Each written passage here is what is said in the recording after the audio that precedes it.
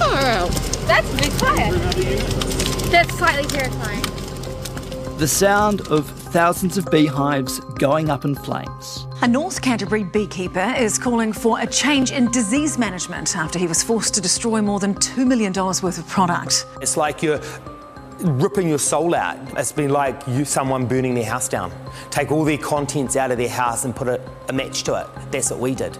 Springbank Honey was ordered to burn 10,000 boxes of what they believed was disease-free honey after inspectors discovered American foul brood disease, which has been in New Zealand for more than 100 years and is a serious risk to the industry. This is just breaking us. Like, we work till 10:30 at night. My son is in tears. You want to watch everything we did literally go up in a bonfire. American foul brood disease isn't the only problem causing chaos in the bee world. There's a plethora of known pests and diseases that affect honeybees. Varroa mite is probably the best known here, but we also have fungal diseases and many viruses, including one called deformed wing virus. 50 years ago, there were few such pathogens, but today bees and bee products are shipped internationally on a large scale. That's enabled diseases to spread. It's not looking good for many in the industry. A survey has found that commercial beekeepers are struggling with their well-being. Commercial apiarists had the average well-being score that was not only lower than that of the general population, but also lower than other farmers. Our livelihood is at stake. If we don't have our bees and our equipment, we can't operate. Kia ora, I'm Tom Kitchen, and today on The Detail, the state of beekeeping. Why is it struggling? And what can be done about it? Manaaki Whenua Landcare Research does the New Zealand Colony Loss Survey every year, counting how many bees are disappearing. Pike Stallman Brown leads it. He's the Crown Research Institute's principal scientist for economics. MPI contracted Manaaki Whenua to start doing this in New Zealand in 2015, and we've done the survey every year since. The survey focuses on overwinter losses and, again, trying to understand those drivers of what's causing our bees to die over winter.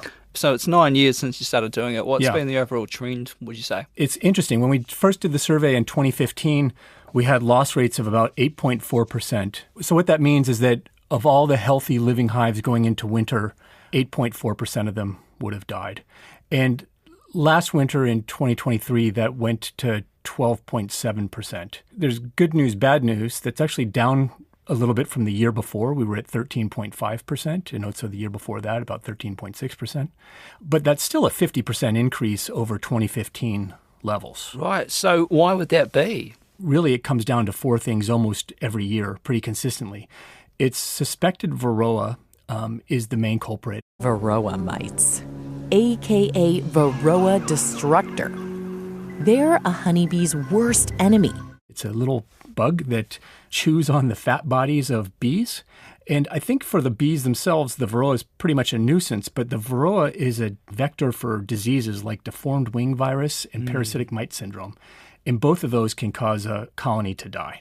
That's about 50% of all the losses, maybe even a little bit higher than that. We started asking about what the causes were back in 2017.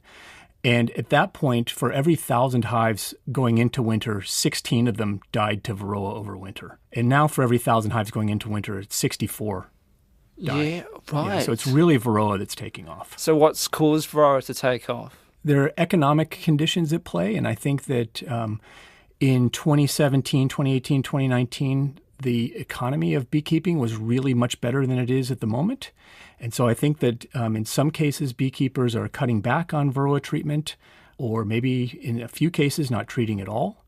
And of course, that's going to lead to not only the loss of their hives, but if my bees, which have been treated, visit your bees, which haven't been treated, they can come back with your Varroa. In addition to that, we've got things like queen problems, suspected starvation, wasps, American foul brood. Yeah, American foul brood is what we heard quite a bit on the news. American foul brood was found through spore testing. That's a bacterial disease that destroys honeybee colonies. So American foul brood is a bacterial spore, and it is absolutely deadly to honeybee hives. And the problem is not the deadliness, but the fact that it takes a little while to kill the hive, because it's also really infectious. And so if I have two hives next to each other, and one of them has American foul brood, but the other one doesn't, then the second one can become infected pretty easily in lots of different ways. One is that sometimes bees just fly into the wrong hive. Just happens. That's called drift. But more likely, I might be working on the infected hive, and I have my hive tools, and I'm rummaging around inside the hive and doing the work in there. I close that hive up, and then I go on to the next hive over, and I inadvertently carry the spores with me. That's probably the most common vector transmission. So how much of like a yearly loss would be down to American foul brood? It's actually very small compared to something like Varroa. So over that same winter period where we lost 64 out of 1,000 hives to Varroa, we would have lost 1 hive out of 1,000 to AFB. And there's only one legal way to fight it. You can't boil your hives or anything to get rid of them. You really have to burn it to get rid of it. Why is that? These spores are just extremely resilient. They can live for decades. But there's also like a control management agency that is tasked with looking after this, because that's how bad it is, right? There's a national pest management plan that was set up in the late 90s that helps to look after AFB, and that was set up by beekeepers for beekeepers, and they do the management. So those are the issues with bees, but what about the issues with beekeepers? Why did last year's survey highlight mental health? That goes back to the Apiculture New Zealand conference that was held in 2022 when Mike King came along to talk about well-being. And that was followed up by a webinar in 2023 where Apiculture New Zealand had FarmStrong come along, and Sam Whitelock is their ambassador. And he was talking about how you really can't look after your bees unless you're looking after yourself. So I had conversations with a few beekeepers and said, are we looking after ourselves, and how would we know? So we decided to include those questions in the 2023 survey. And we won't do that every year, but I think it was important to get a baseline so that if we do it again in 3 or 4 years, we can see how we're tracking over time. Just to clarify, Sam Whitelock and Mike King, they're not kind of hobby beekeepers, are they? No, but they're sort of ambassadors for mental health and well-being. Of course, and Sam has a real interest in the farming sector in particular. He reached out to the apiculture industry and had some good advice for us. And how did you measure well-being in the survey? So we took 2 approaches. The first is to use the World Health Organization measure. It's called the WHO 5 Wellbeing Index. And this really captures sort of mental well-being. The questions ask, over the last 2 weeks, how often have you felt a certain way? And it's questions like, I felt cheerful and in good spirits. I felt calm and relaxed. I felt active and vigorous. And there's 5 statements.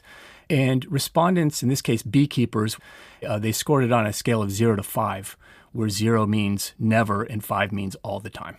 And then you can aggregate those scores, add them up over the 5 statements, and you're going to come up with a number between 0 and 25. Scores of 13 and below suggest poor mental well-being and in a higher likelihood of experiencing anxiety and depression and other mental health challenges. The average score for commercial beekeepers was 13.4, and 49% of them were below this threshold for poor well-being. Okay. We did another measure as well, and this is called the Cantrell Ladder Measure of Life Satisfaction.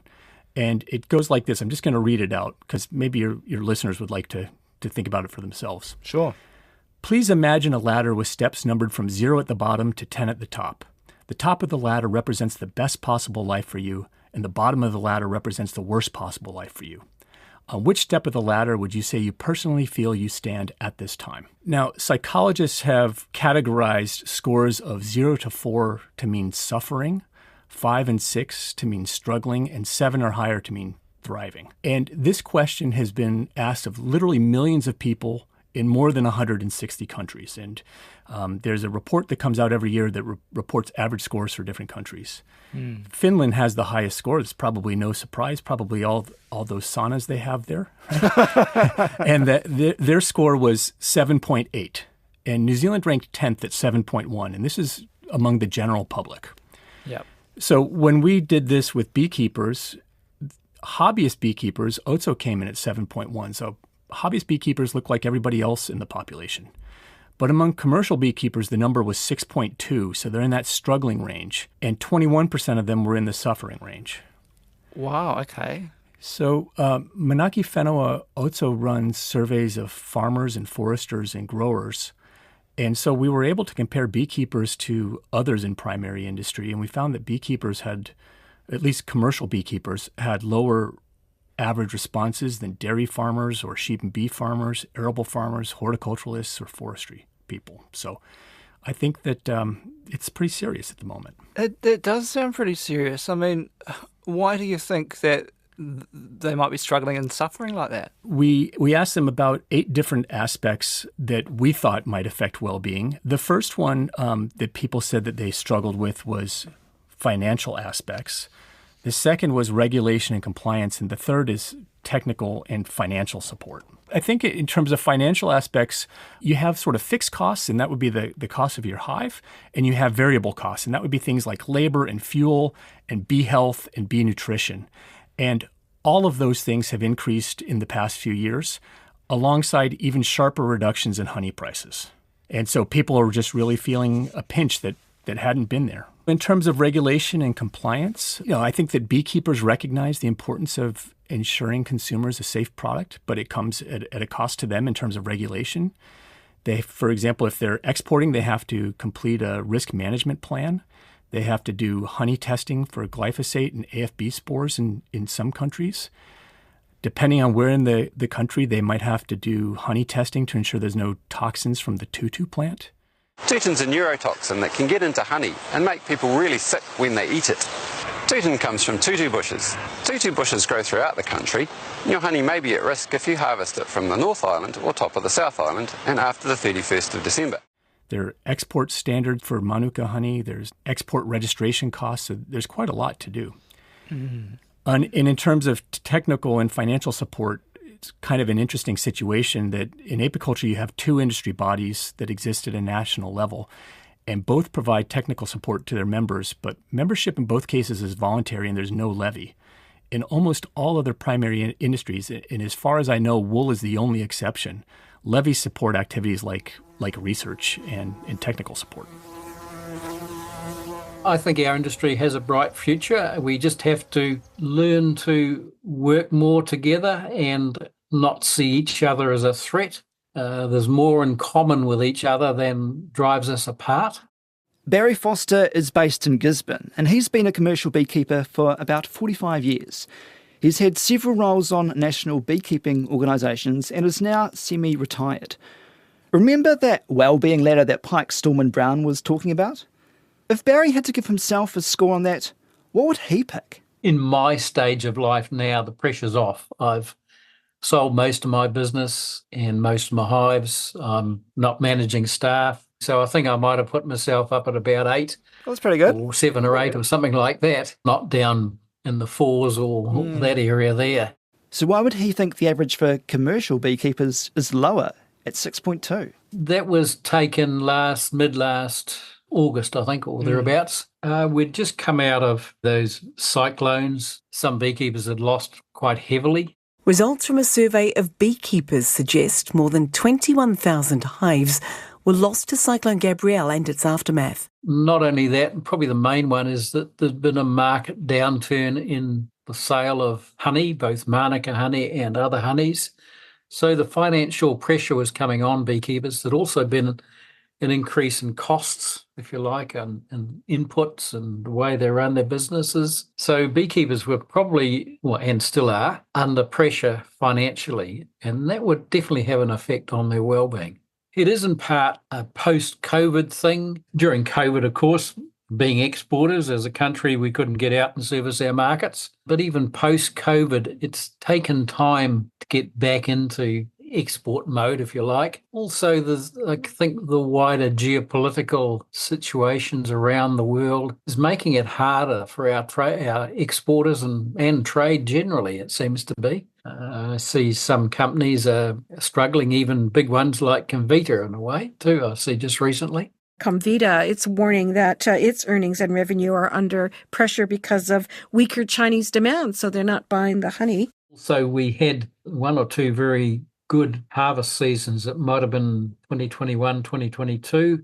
and large stocks of honey were stored. They didn't get an immediate sale. That was through the COVID years, so you still were coming through with quite large stocks of honey in store, cool stores and the like around the country, looking for a sale, and that's not a good place to be if you wanted to sell honey. You've got more crops coming on with each season, and you want to sell the last crop. You really need to sell things probably within a 12-month period. So it sounds like there are just maybe natural downturns in the market, and due to the events of last year, that might be why wellbeing's down. But do you think there are other kind of ways we can help? Sure, yes. And this is probably getting onto a little bit of a hobby horse of mine. Manuka honey came about as a result of research at Waikato University through the 1980s and 1990s and even in the 2000s. Basically, the work of a prominent professor there of biochemistry, Dr. Peter Molan. I've been working on a variety of natural antibacterial substances when a friend who is a keen beekeeper persuaded me to have a look at honey. His work and that of his students and colleagues, it literally transformed the industry. Prior to Manuka honey becoming what it came, which is a high-value honey, beekeepers were getting something like maybe $4 a kilo, for example, for clover honey. You didn't go and try and get Manuka honey because the market didn't really want it. It wanted white clover-type honey or some of our native species, but not something like Manuka honey, which, some of the stuff tastes more like a medicine than a nice sweet honey. Following that research and, more importantly, launch of some of the products containing Manuka honey, like I'm talking medical dressings made with Manuka honey. There's a piece of dressing pad that's had honey soaked into it, and you can see quite a long way away from that, it's stopping the bacteria from growing. The research had been done around that, so it was proven science. It was accepted internationally. So it really opened up some really exciting markets. And the price of Manuka honey rose exponentially from something like $4 to, at times, well over $100 a kilo. So you had huge increases in prices. As a result, beekeepers around the country did very well. They bought new gear, new trucks. There was plenty of new entrants. Also, the corporates got interested. Companies like Convita expanded and new companies came on board as well, certainly in that period through the 90s into the 2000s and up till today. One of the things that launched Manuka honey, and I'm talking back in the late 1990s, early 2000s, was our industry had a commodity levy, and it helped to pay for marketing and research. And some of the money did actually go into helping with the research at Waikato University into Manuka honey, and it definitely helped with the launch of Manuka honey onto the world stage. Commodity levies have a lifetime of about 6 years, and then they come up for renewal. There is usually a vote to continue or not, and ours came up, I think it was around about 2003, and the industry turned it down, and so it was lost. And since then, we've not had any substantial ways of funding research, let alone marketing. And so we have rather languished, and I would almost put us in a similar position as the coarse wool industry, which is, if you research that, growers of coarse wool are not making any money out of coarse wool.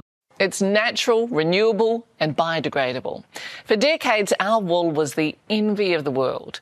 But with the rise of plastics, demand for wool has plummeted. Now farmers are losing money by shearing their sheep.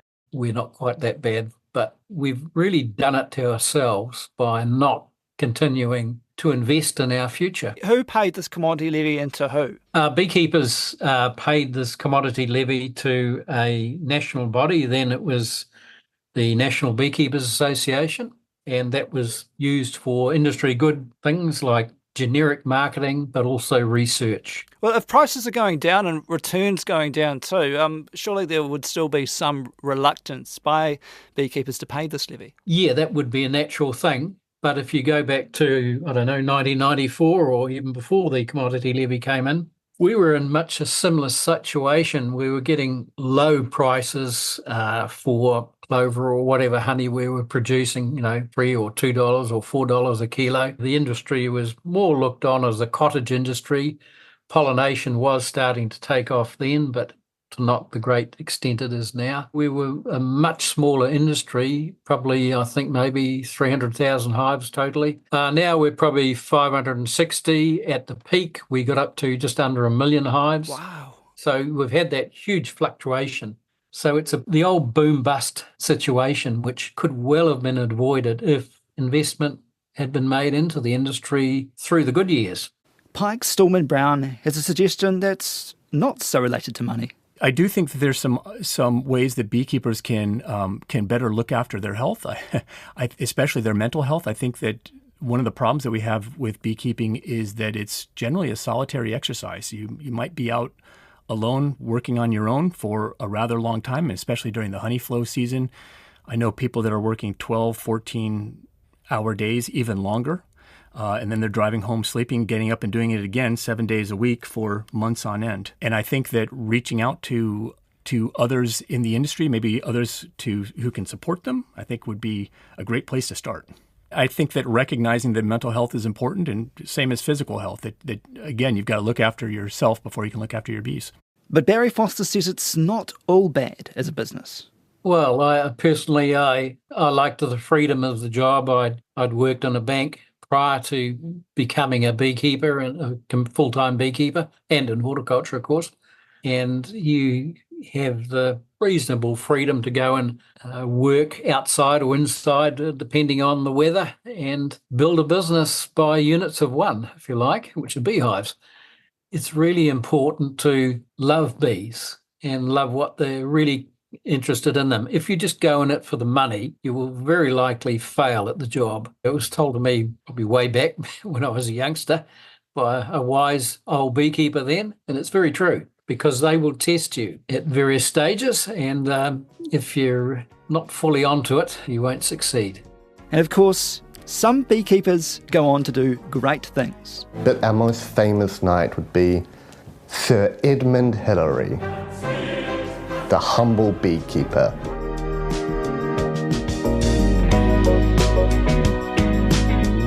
That's it for today.